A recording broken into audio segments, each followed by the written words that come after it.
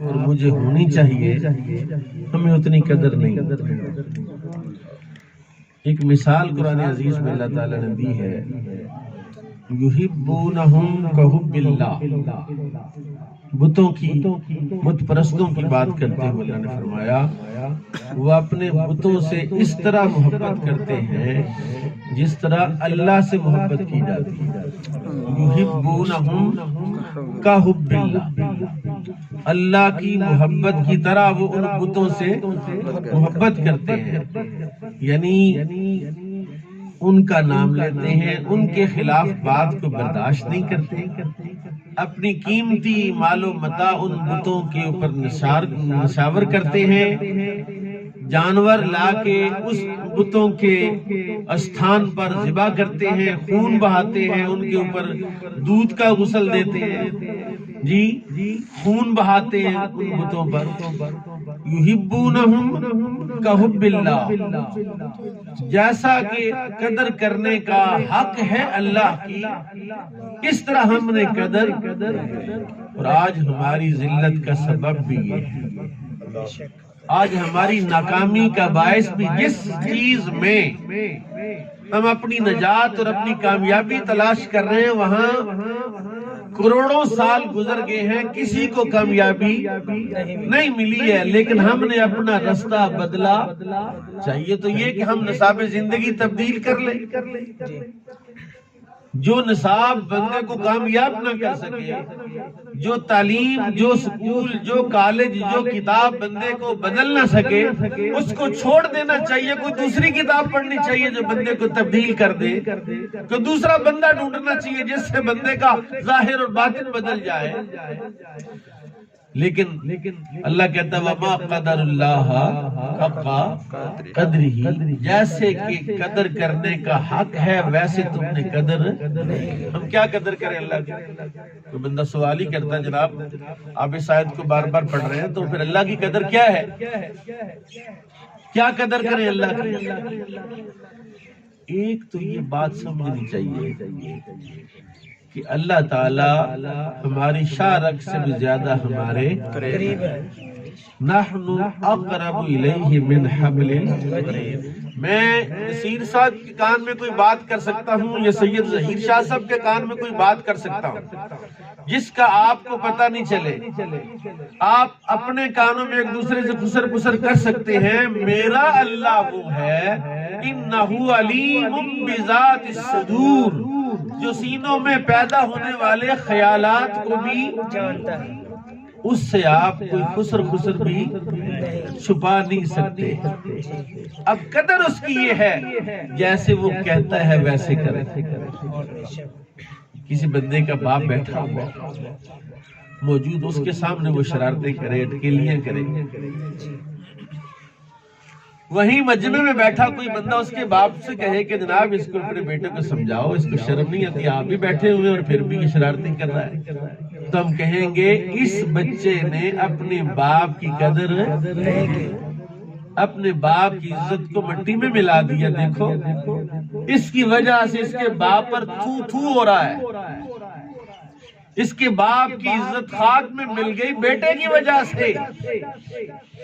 یعنی یہ ایک مثال کے طور پر میں آپ کو بتا رہا ہوں کہ اللہ یہاں موجود ہے، اللہ وہاں موجود ہے، اللہ ہر جگہ موجود ہے، اور ہمیں پہلی قدر تو یہ ہے کہ ہمیں اس کی حیا ہونی چاہیے۔ کیا ہونی چاہیے؟ اس کی حیا ہونی چاہیے اور اس کی قدر کرنی چاہیے۔ مہربانی ہے کہ ہمیں اللہ کا تصور مل گیا ہے، نہیں تو دیکھیں گائے کا پیشاب پی رہے لوگ، کوئی زندگی کا مشن اور کوئی تصور زندگی نہیں ہے، تو ان سے ہزار درجے بہتر ہے کہ ہمیں اللہ مل گیا۔ ہمیں اللہ، ذرا زور سے کہیں اللہ، دل سے کہیں اللہ۔ اب وہ اللہ جس نے آپ کو پیدا کیا، جس نے آپ کو عزت دیا، جس نے آپ کو رزق دیا، جس نے آپ کو گھر دیا، وہ اللہ قرآن میں کہتا ہے میری نعمتوں کا وَإِن تَعُدُّوا نِعْمَةَ اللَّهِ لَا تُحْصُوهَا، میری نعمتوں کو اگر شمار کرنا چاہو گے تو گن سکتے نہیں گن سکتے۔ بالکل اسی طرح جو آیہ مبارکہ میں نے پڑھی قُلْ رَبِّ ارْحَمْهُمَا كَمَا رَبَّيَانِي صغیرا۔ باپ کی جتنی قدر کرنی چاہیے، ماں کی جتنی قدر کرنی چاہیے، یا ماں اور باپ کی جتنی خدمت کرنی چاہیے، ہم وہ کر نہیں سکتے، کر ہی نہیں سکتے جی۔ لیکن پھر بھی ہمیں کوشش بہرحال کرنی ہے۔ جتنی خدمت باپ کی کر لو گے اتنے تم اللہ کے قریب ہوتے چلے جاؤ گے، اتنا تمہیں اللہ تعالیٰ اپنی نعمتوں اور رحمتوں سے نوازتا چلا جائے گا۔ جس گھر میں باپ کی قدر نہیں، ماں کی قدر نہیں ہے، اس گھر پر کبھی اللہ کی رحمت ہو سکتی؟ قرآن نے کہا اِمَّا يَبْلُغَنَّ عِندَكَ الْكِبَرَ أَحَدُهُمَا أَوْ كِلَاهُمَا۔ بہرحال دونوں میں سے دونوں یا ایک، احدہما ماں اور باپ میں سے کوئی ایک، او کلاہما یا دونوں، اگر بڑھاپے کی عمر کو پہنچ جائیں تو پھر تم نے کیا کرنا ہے؟ وَلَا تَقُلْ لَهُمَا اُفٍّ، ان کو اف نہیں کرنی، ان کے سامنے آواز کو اونچا۔ یہ ادب کا جو معیار رسول اللہ کا اللہ نے بیان فرمایا کہ لا ترفعوا اصواتکم فوق صوت النبی، یہ معیارات ہیں، یہ وہ میئرز ہیں، یہ وہ اللہ تعالیٰ نے نظم قائم کیا ہے کہ رسول اللہ صلی اللہ علیہ وسلم کی قدر کیا ہے کہ جب رسول اللہ کی بارگاہ میں بیٹھو تو اپنی آواز کو نیچا رکھو۔ اسی طرح باپ اور ماں کے سامنے بھی کیا کہنا ہے؟ وَلَا تَقُلْ لَهُمَا اُفٍّ، اف نہیں کرنا۔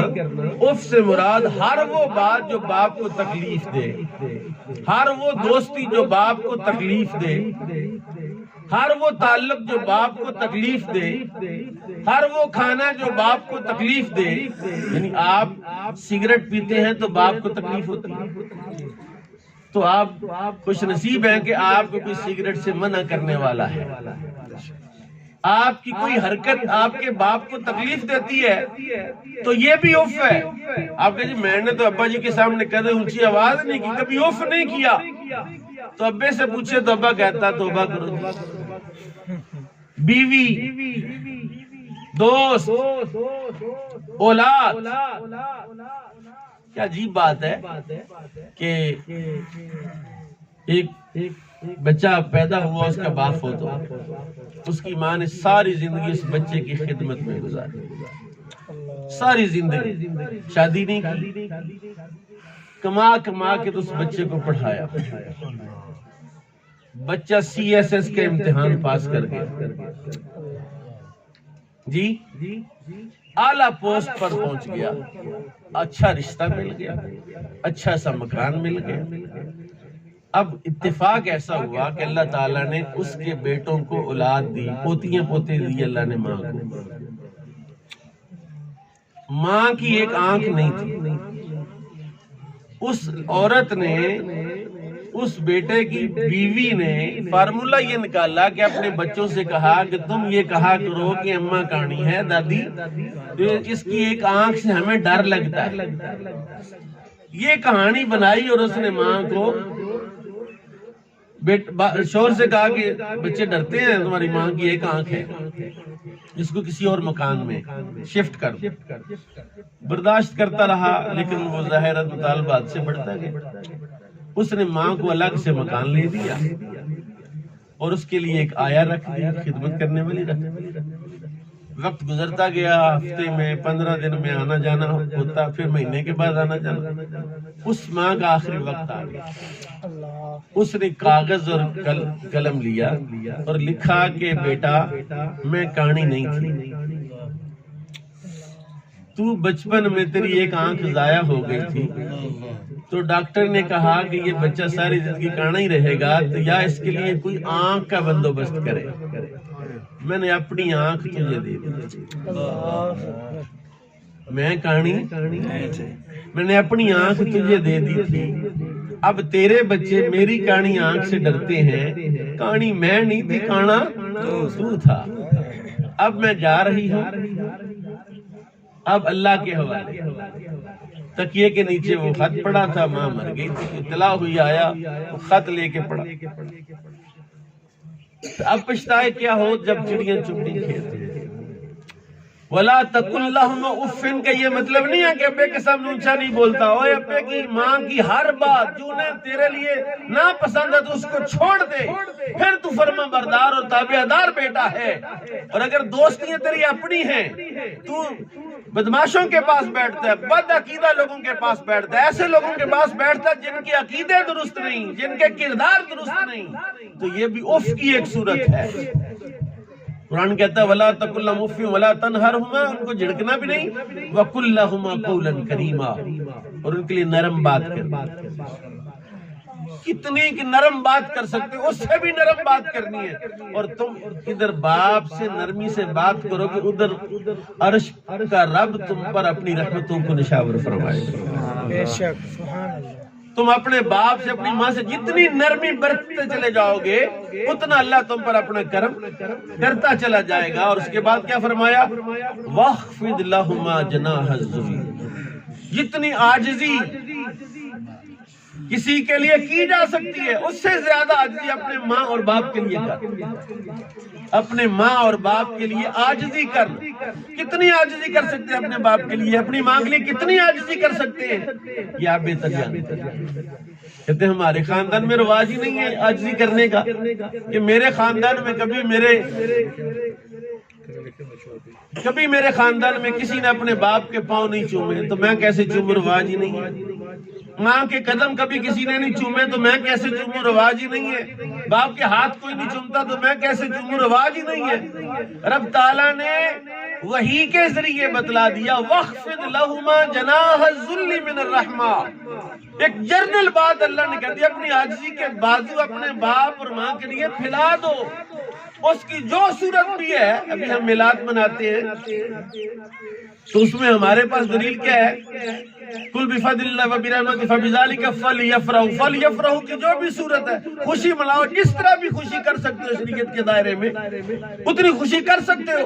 اسی طرح باپ کے لیے جتنی بھی عاجزی ہو سکتی ہے، کتنی عاجزی ہو سکتی ہے۔ ایک صحابی نے رسول اللہ کی خدمت میں عرض کی، یا رسول اللہ میں نے منت مانی تھی، میری منت پوری ہو جائے، ماں کی جنت کی چوکھٹ کو بوسہ دوں گا۔ حضور نے فرمایا جا اپنی ماں کے قدموں کو چوم لے۔